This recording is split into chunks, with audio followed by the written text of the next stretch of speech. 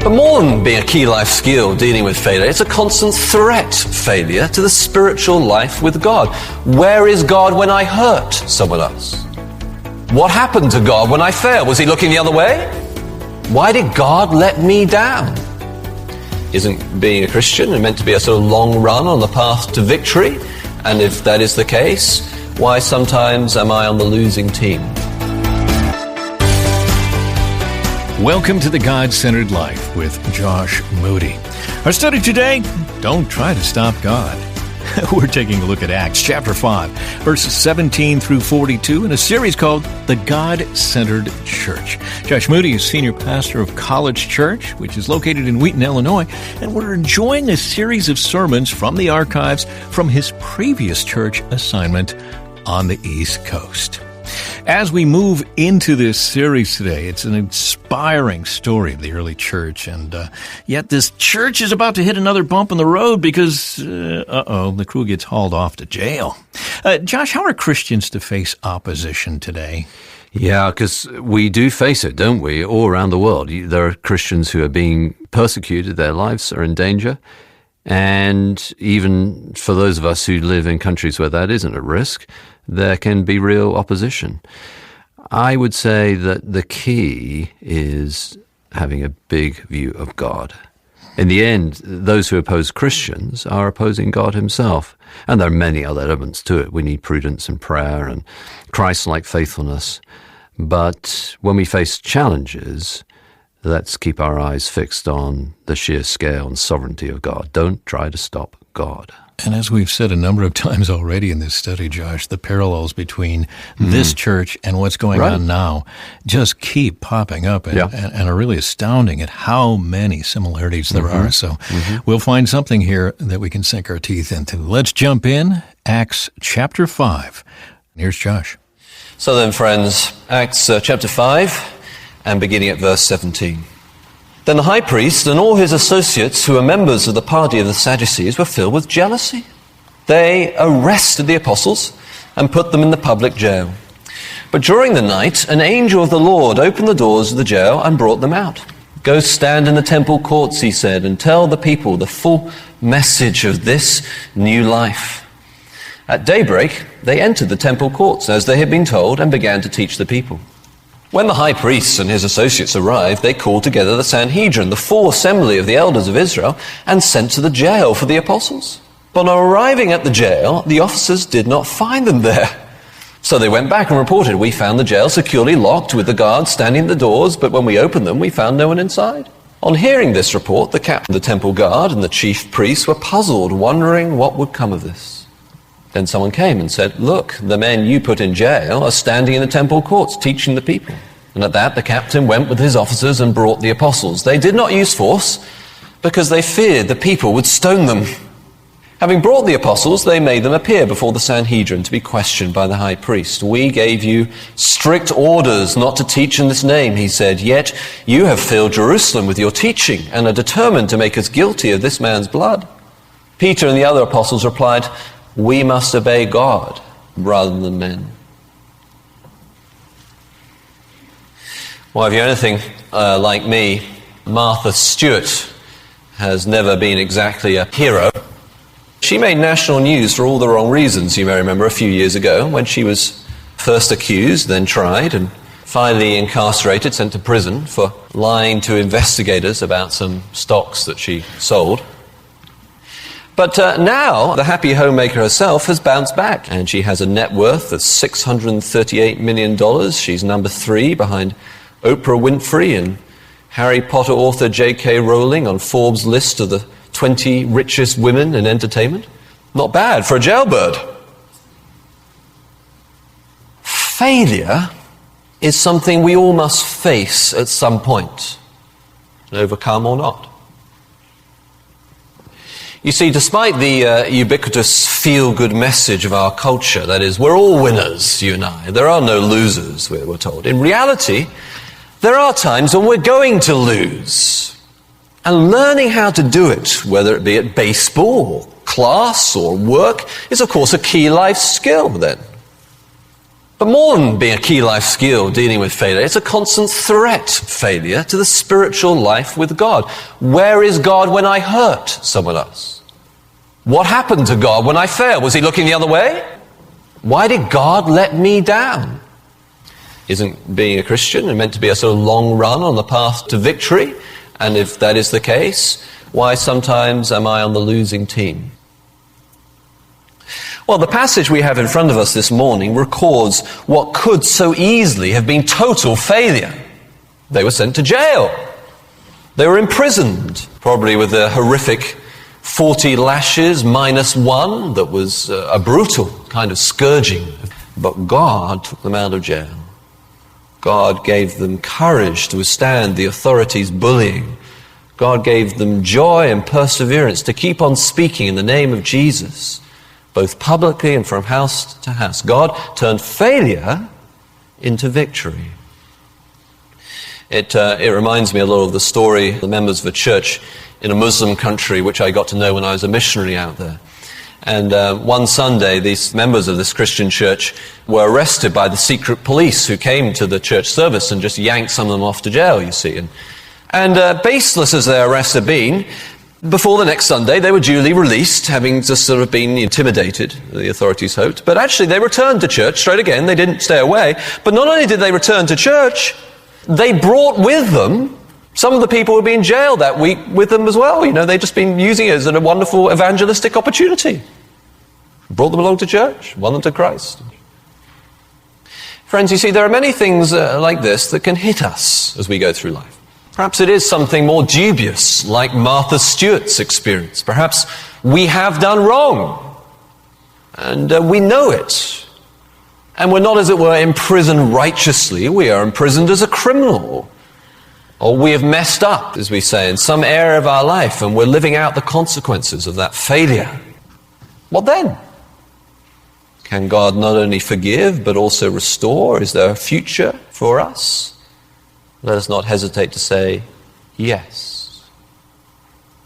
For while sin does have its consequences, like a wound has its scars, yet, we're told in the Bible, Joseph said to his sinning brothers, you planned it for evil, but God planned it for good, for the saving of many lives. And Peter, of course, the Apostle Peter, who we're reading about here, who denied Christ himself, was yet restored and given a position as a shepherd of the sheep. Now here, of course, there's nothing wrong in the apostles' behavior, but everything commendable and right from a Christian point of view. They're standing up for Jesus in the face of intimidation. They're doing what was right. Yet sometimes, you know, that even can actually be harder to deal with. Why am I unjustly suffering? We ask ourselves. I'm doing what's right. Why am I unjustly troubled or attacked for no fault of my own? And when that happens, it's sometimes harder to trust God that he'll turn it into some kind of victory. It's easier to doubt God's good intentions towards us. Where is God when it hurts? Was I not doing the right thing? We may ask ourselves. And yet look what has happened to me. Look at this jail in which I am placed. Now, you may not be facing any particular failure at this moment. Perhaps you're feeling pretty successful. I don't know. But if you're not right now, you will be. At some point. And at that point, you need hear the unknowingly, for I'm sure it was unknowingly, the unknowingly prophetic words of Gamaliel spoken over the apostles' court case. Isn't it amazing what he says there? If their purpose or activity is of human origin, he says, this is verse 38, if that's the case, it will fail. But if it is from God, you will not be able to stop these men. You will only find yourselves fighting against God. In other words, you can't stop God. Gamaliel unwittingly establishes an important principle. You can't stop the gospel of God because it is from God, not from man. And so what's that saying to us, you know, as we sit here in church on this Sunday morning? What's the point of it? And I think what it's saying to us in a sense is this: don't give up. It's so easy to do so, isn't it? When you look back on your past, maybe, and you see some scars or mistakes that you've made, or maybe it's worse when you look to the future and you're uncertain about what's going to happen. When you look at yourself, maybe, and you tremble before the majesty of the holy God and a sensitive conscience that you have. You see, in a sense, when we get God-centered and realize that you can't stop God because it is the gospel of God. Therefore, we can see how not to give up. Don't give up. So first, don't give up when circumstances go against you. Don't give up when circumstances go against you. Or to put it another way, prison can't stop him. So why do you think that, whatever it is you're thinking about, why do you think that can stop him? Prison can't. How on earth could that do so? Perhaps it's your genetic heritage that you think, oh, God can't use me. Perhaps it's your brain. God can't use me. I'm just not clever enough. Perhaps it's your character or personality. I'm too shy to be used by the Lord. Perhaps it's some event in your past. Perhaps it's a person in your life that feels like he or she controls you and you can't get out of it. I don't know what it is, but it seems like it is a constant pattern in the spiritual life, that there's always this lie that kind of is out there that sometimes can penetrate deep like a barbed arrow into our soul that comes from the devil and that says, you're no good. You can't do it. Who do you think you are? You're a failure. I think we've all felt that at times. I want to say, no. God cannot be stopped, and therefore you are not to give up. How to overcome failure. That's our topic today on the God-Centered Life with Josh Moody. Thanks for joining us for the study in the book of Acts. To learn more about this ministry, to connect with us, drop us a note, find out other resources that are available, or listen to previous installments in this study, simply go by our website, godcenteredlife.org. Lots of resources there. We'd love for you to take advantage of them. godcenteredlife.org. Back into Acts. Here's Josh. We often think that all these kind of circumstantial impediments, or whatever kind they mean, we just listed some of them, there could be others, whatever kind, these kind of circumstances maybe, we think they constrain God, they're an impediment to God. But the gospel of God can, as it were, not only take us out of prison, it can also, as it were, sort of take the prison out of us, release us. Now, if you look down here at the passage, I think that Luke almost seems to find the situation kind of funny, quite humorous. And if you look down what happens in verse 21 and on, as he tells the story, they're thrown in prison, right? And the Sadducees are completely fed up with them now and filled with jealousy, and they decide they've got to do something about these upstarts, and so off to jail they go. And then they call the whole council together in all their grandeur, in their big special seats, yeah? Around the conference table or whatever, right? In their high thrones or something. And the next morning when they meet, they send for the prisoners. We'll go get the prisoners. Come, yes, we'll sort them out. And the officials go off and lo and behold, they're not there. In fact, no one knows where they are. Even more bizarrely, there's no obvious jailbreak. All the guards are still in place and the doors are locked and everything. And so they're sitting now thinking, well, what on earth is going on? Where's this going to lead up? What's happened here? And then suddenly, this guy says, hey, those guys I hear you talking about, you're looking for, they're actually preaching in the temple, right? And you see, the point of this is all to underline, as Luke masterfully puts together the story that happened, it's all to underline their essential powerlessness before the gospel of God. When they finally get the apostles there, they have to ask nicely, please, not wanting to upset the fans who are all crowded around them. And the apostles come quietly following Christ's example. They don't put up any resistance at all. They get them there, and verse 28, their cross-examination interrogation is really nothing more than a tacit admission that there's nothing they can do. We told you not to do this, but you've gone ahead and done it anyway. And now everywhere this teaching is taking hold of people. So, okay. It's like the avant-garde rock group for whom nothing would help their sales better than being banned. Put on the ban list, number one. Okay, what do we need now? And so not only is it funny, not only does it show their essential powerlessness, it also shows their sad blindness. And all they can think of doing is killing the apostles, verse 33. That's their only response.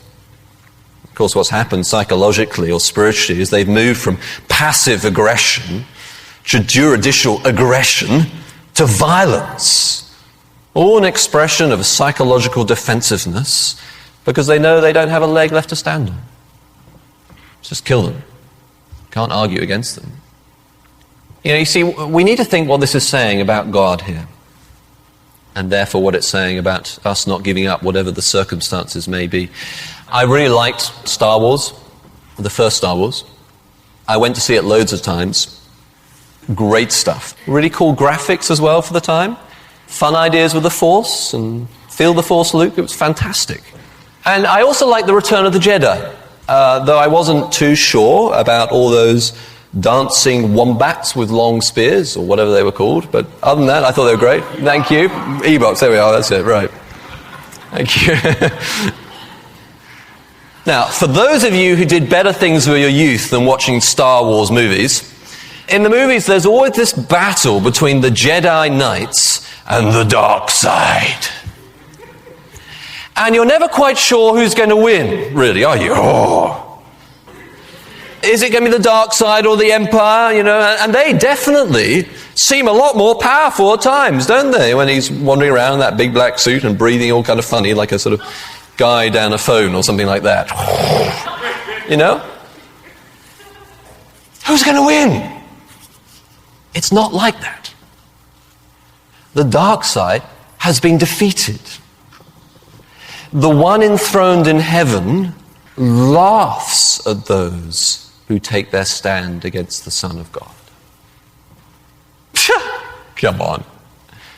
It's more like, if you like slightly better kind of literature in Gulliver's Travels, it's more like those tiny little Lilliputites trying to tie enormous Gulliver down. It's not going to work. They're bothersome flies for the gospel of God. When you try to oppose the fire of the Spirit, you only fan the work of God more into flame, like putting out fire with gasoline, to quote David Bowie. Or if you know the book of The Lord of the Rings, there's this great scene towards the end when puny little Sam has to get to the top of one of the dark towers to rescue Frodo, who's been captured. And there's no way he can do it, because there are all these orcs in front of him. It's just impossible. But he decides it's his duty anyway, and he gears himself up to do it anyway. And he finds that all these orcs have been fighting over Frodo's precious mithril coat, and they've done half the job for him, killing themselves and leaving the path free to find Frodo. Shoot themselves in the foot. Now, this principle that Gamaliel here is talking about doesn't mean passivity. Oh, well, you can't stop God, so let him do it. Okay, I'm just going to sit back and watch more Star Wars movies or whatever, right? It means you don't give up. You get out of prison, and the angel doesn't say, hey, now you're out of prison, don't do anything. He says, now go and preach. That's what it means. Some of us need a bomb under our chair. And this would be it, wouldn't it? An angel comes and yanks you out of prison, the prison either physically or spiritually, whatever it is it's in, and it sets you to preaching. So physical circumstances can be overcome. If you don't believe me, read the life story of Joni Eareckson Tada, whose wheelchair-bound ministry spans the globe. Wheelchair-bound. Or psychological circumstances can be overcome. If you don't believe me, get out the book by the physician-turned-preacher Dr. Lloyd Jones called Spiritual Depression, Its Causes and Cure. It's a great book that can be overcome. Even imprisonment can be overcome. If you don't believe me, listen to the stories of our brothers and sisters in the developing world, in Muslim countries, who suffer for the name. And like those church members I mentioned earlier in that Muslim country, use prison as God's opportunity for evangelism. So we're tempted to think that circumstances constrain God, but they don't, because he masters and is not manipulated by events. Don't give up when circumstances go against you. Second, don't give up when religious authorities are against you, for they were against them here too, weren't they, of course. Now, you may not think that this kind of scenario we find here in front of us this morning, where them sort of dragged before the Sanhedrin in its full session, is a very likely one today, and I suppose in many ways it's not. But I was amazed to discover that it was in Pennsylvania just recently that 75-year-old Arlene Elshinawi and 70-year-old Linda Beckman were arrested for sharing their faith on the public sidewalk. They were not arrested for hitting a policeman with their cane or some general misdemeanor, but they faced 47 years in jail for spreading the gospel because of a Pennsylvania hates crime law, which is, I'm told, nearly identical to the H.R. 254 bill currently winding its way through Congress. Coming to a city near you, jail grandma for sharing her faith. Consider the case of Pastor R.K. Green of Sweden, who faced jail time for the content of his sermon. He read from Romans chapter 1. Or Pastor Mark Harding, who protested a local Canadian school's apparent support for Islam and has been handed by a court 2 years probation and 340 hours of community service at the Islamic Society of North America, Mississauga, Ontario. When he went to the court for his trial, he was met by a crowd of Muslims chanting, "Infidels, you will burn in hell." And I don't think any of them were arrested for hate crimes. Now, what's going on here is totally different from what we find in the text in front of us. Yes, of course. But in this respect, it is exactly the same.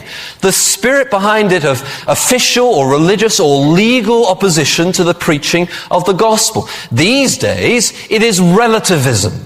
The idea that any statement of absolute truth is absolutely wrong, abhorrent, and to be opposed. And increasingly thought by many people today, that idea of absolute truth, to be the cause of the troubles and wars which we face these days. That's what's causing them, they think.